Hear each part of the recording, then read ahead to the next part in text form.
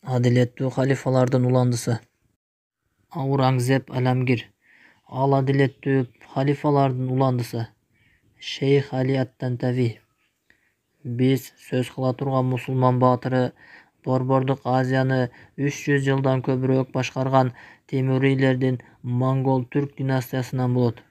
Бул империяны Монгол-Түрк султаны Захируддин Бабур түптөгөн. Бул император апасы жагынан монголдордун ханы кылмышкер Чыңгыз ханга жакын болгон. Ал эми атасы тараптан ислам ааламына балей болгон монгол тектүү падыша Амур Темурга барат. Темурийлер династиясы ушул адамдан башталат. Захируддин Бабурдан кийин бийликке уулу Хумаюн келген. Андан соң Хумаюн бийликти Жалалуддин Акбарга тапшырат. Ал ислам тарыхындагы эң коркунучтуу адам болгон. Акбар бидаттарга көп таянып, аша чаап кеткен суфий агымын тутунган. Ошондой эле окууну да, жазууну да билбеген сабатсыз болгон. Ага карабастан атасы ага билим берүү үчүн империядагы эң күчтүү мугалимдерди чакырган. Бирок ал империянын тактысына келгенде айланасындагы жаман ойлуу адамдардын курманы болгон. Анын айланасына ар кандай диндин жана секталардын өкүлдөрү жыйналышып, аны бузуку ишенимдерине көндүрүшкөн. Соңунда бул сабатсыз падыша жер бетинде жок жаңы дин ойлоп табат. Бул диндин аты илахий мазхабы, ишеними. Ал Индиядагы бардык диндер жана секталардан алынып, аралашма дин кылынган. Бул акылсыз падыша өлгөндөн кийин империянын бийлигине уулу Жахангир келет. Ал да атасынын аралашма динин колдойт. Андан соң империянын башына анын уулу Шах Жахан келет. Ал атасы менен чоң атасына караганда ишенимдеги бузукулугу азыраак болгон.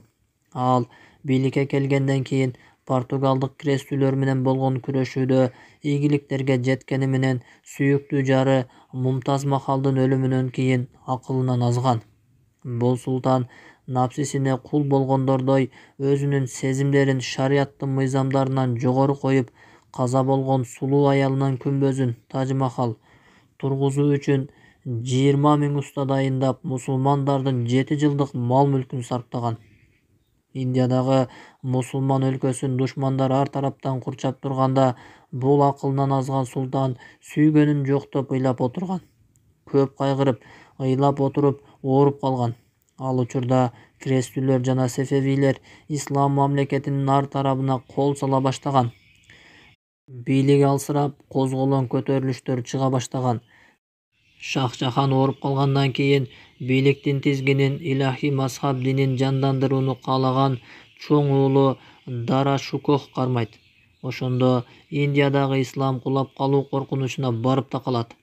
Бирок Аллах Таала өздөрү көмүскөдө туруп, бул үммөттүн абалын сабырдуулук менен өзгөртүп койчу инсандарды жиберип коет. Бул окуялардан бир канча жылдар мурда Султан Акбар жаңы динин негиздөөгө Индиянын булуң бурчунан белгилүү адамдарды жыйнап, жаңы динин түптүү аракетин көрүп жаткан учурда Аллахка бекем ишенип, исламга кызмат кылган кадыр барктуу шейх да буга каршы чараларды көргөн. Анын атадеги исламдын алп инсаны Умар аль-Фарукка барат. Бул шейхтин ысымы Ахмад ас-Сарханди. Бул шейх эмирлерди жана аскер башчыларын Аллах Тааланын туура динине чакырууну баштаган. Анын бул чакыруусу Султан Акбардын жаңы дининин таасирин бир аз алсыздатат.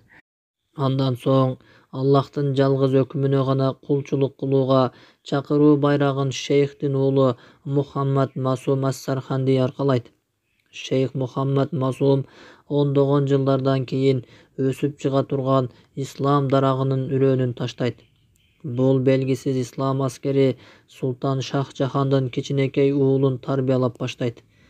Аны бидаттардан узак кылып, Аллахтын жана анын элчиси саллаллаху алейхи вассаламдын жолуна ылайык кылып тарбиялайт. Андан кийин ага Ханафи мазхабынын фикх илимин үйрөтөт. Ал бала фикх илимин араб, түрк жана перс тилдерин мыкты деңгээлде өздөштүрөт. Ошондой эле ал көркөм жазуу өнөрүн да өздөштүрө алган. Ал ат үстүндө да тарбияланып, теңдеши жок баатыр болуп чыгат. Бул жаш баланын ысымы Абу Музаффар Мухиддин Мухаммад Аурангзеп Аламгир. Аурангзеп перс тилинде тактынын зыйнаты дегенди билдирет. Ал эми Аламгир деген сөздүн ааламды багындыруучу деген мааниси бар экен. Ислам баатыры Аурангзеп Аламгир Дарашукохтун илахий ишеними дининин жайылтуусуна каршы чыгып, ошол эле учурда агасынын мамлекетте козголоң кылуу үчүн чыгарган көтөрүлүштөрүнүн баарын баскан. Ал атасынын ооруп калуусунан пайдаланып, чыгарылып жаткан козголоңдорду жана бийликке каршы чыккан күчтөрдүн баарын басат. Аламгир аялына ыйлап олтуруп, акылдан азган атасын бийликтен алыстатууга мажбур болот.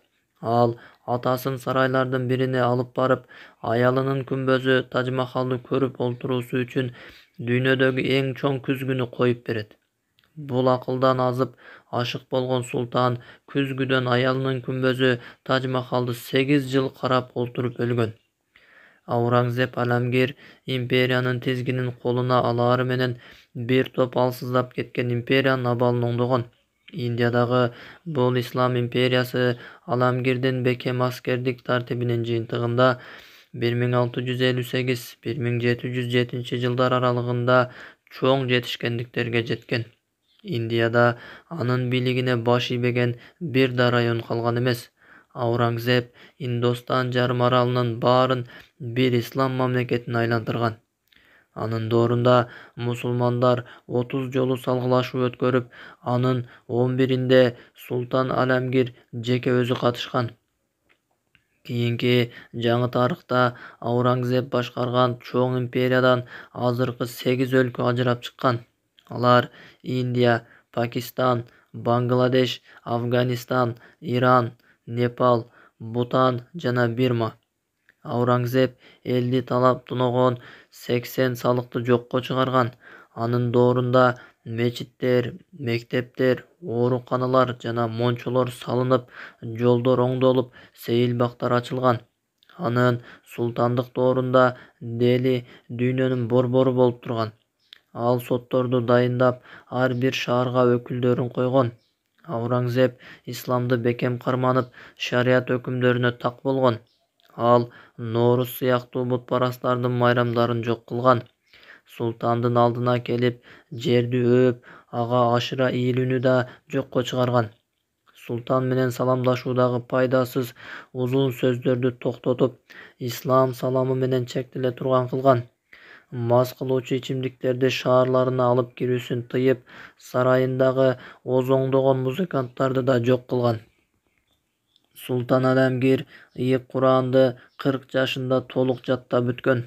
Тактап айтканда, султан болгондон кийин сотторго Ханафи мазхабынын китептери менен өкүм чыгарууну тапшырган.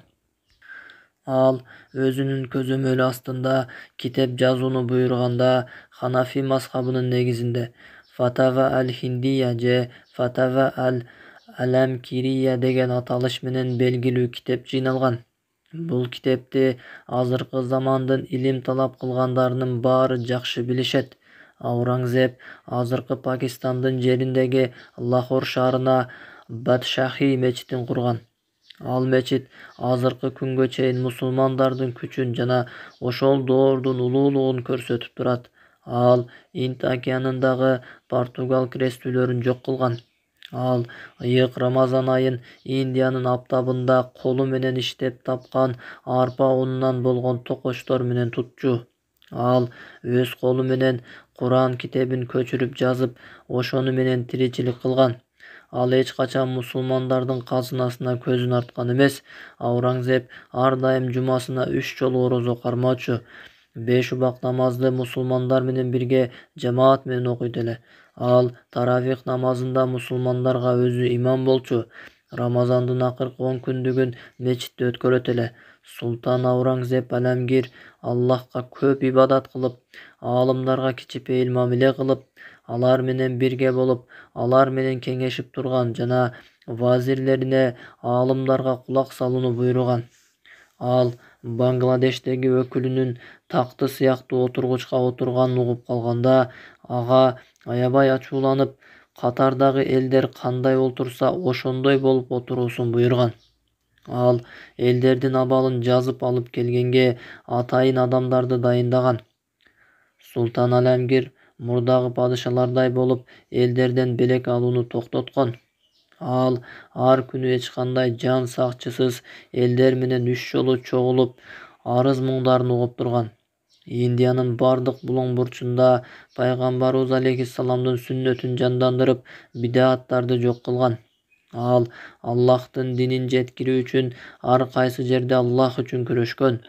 Ошондой эле ал улутчул индустар жана хинди падышалары менен мусулмандарга каршы келишим түзгөн сефевилер, шиялар менен да согушкан. Султан Алемгир өзүнүн доорундагы эң улуу падыша болгон. Ал Аллах жолунда күрөшүүчү баатыр эле эмес, анын акындык жана жазмачылык жагы да бар эле. Исламдын жеңиштерин камтыган ыр-саптарды жазган. Анын доорунда адилеттүүлүк орун алгандыгы үчүн аны элдердин баары жакшы көрүшкөн. Анын адилеттүүлүгүн жана дүйнөгө кызыкпаган адам экенин көргөндө миллиондогон индустар исламга киришип, мусулмандардын саны арткан. Анын улуу империясында азандын үнү Гималайдын чокусунан Инд океанынын жээктерине жана Бангладештен Тажикстанга чейин угулуп турган. Султан Аурангзеп көркөм жазуу чебери болгондуктан ыйык Куранды өз колу менен жазып, жеке тиричилигин ошону менен өткөргөн. Аурангзеп мамлекетине ар тараптан кол салынып тургандыгы үчүн аны таштап ажылыкка бара алган эмес. Ошондой болсо да, Меккедеги Аль-Харам жана Мединадагы пайгамбарыбыз алейхиссаламдын мечиттерине өз колу менен 2 Куран көчүрүп жазып жиберген. Аурангзеп Индия императорлугун чечкиндүү жана ишенимдүү башкарып турган. Ал 90 жашка чыккандыгына карабастан орозо кармап, түндөлөрүн намаз окуп жана элинин арыз муңун угуп турууну таштаган эмес. 1707-жылы 20-февралда Аллах жолунда жарым кылымдан көбүрөөк күрөшкөн Аурангзеп Алемгир Аллах Таалага жакындап калганын сезет. Ал балдарына өз колдору менен жүн ийрип, базарга жашыруун сатып тиричилик кылып жүргөн, акчасына сатып алган 5 рупийлик кепинине ороп көмүүлөрүн осуят кылат. Ошондой эле ал ага арнап күмбөз тургузууга да тыюу салып, аны мусулмандарга жакын жердеги мүрзөгө коюуну осуят кылат. Ал өлүмүнүн алдында балдарына өз колу менен жыйнаган байлыгынын койгон жерин айтып, аны ал өлгөндөн кийин жетим-жесирлерге таратып берүүсүн осуят кылган. Балдары аталары айткан жерден болгону 300 рупий табышат. Бул улуу Индия империясынын императорунун байлыгы. Ошентип, исламга жана мусулмандарга эбегейсиз зор кызмат кылган дененин руху чыгып кете берди. Шейх Али Тантави биз билбеген бул улуу мусулман баатыры жөнүндө мындай деген: ал адилеттүү падышалардын уландысы. Аллах Таала Султан Абу Музаффар Мухиддин Мухаммад Аурангзеп Алемгирди мээримине алып, бейишинен орун берсин. Индиядагы ислам империясы эмне болгон? Пакистан ислам мамлекети кантип түптөлгөн? Экстремист хиндилердин душмандыктарына каршы турган мусулман баатыры ким болгон? Кийинки каарман